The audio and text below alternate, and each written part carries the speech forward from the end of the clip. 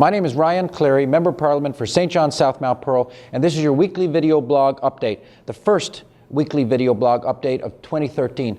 Let's begin this week with my pin.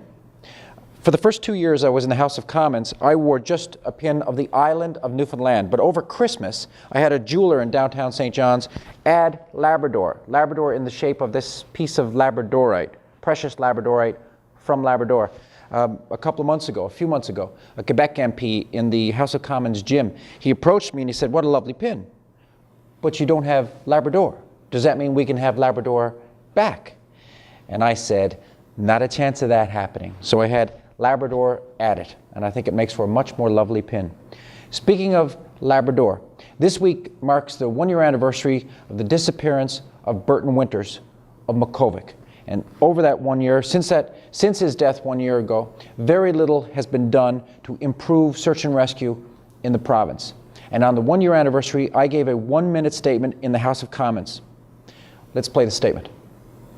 The Honourable Member for St. John's South Mount Pearl.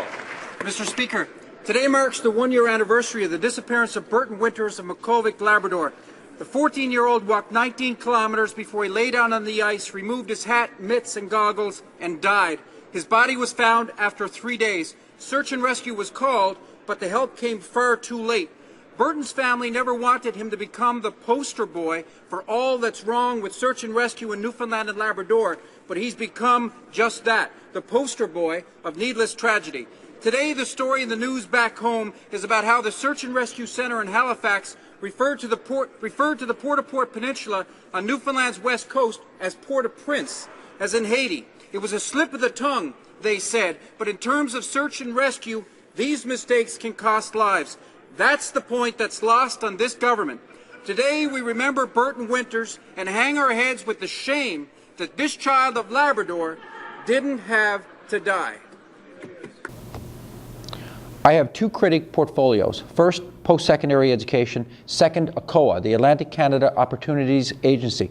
Under ACOA falls the Enterprise Cape Breton Corporation. I asked a question this week in the House of Commons about questionable spending within Enterprise Cape Breton. Let's show the clip. The Honourable Member for St. John's South Mount Pearl.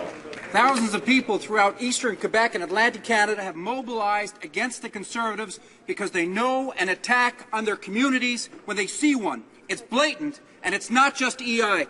Conservatives allowed Enterprise Cape Breton Corporation to give millions of dollars for a marina with little local benefit, but strong Conservative ties, while singling out ACOA for cuts. Mr. Speaker, when will the minister stand up for Atlantic communities and stop the short-sighted Conservative cuts to regional development?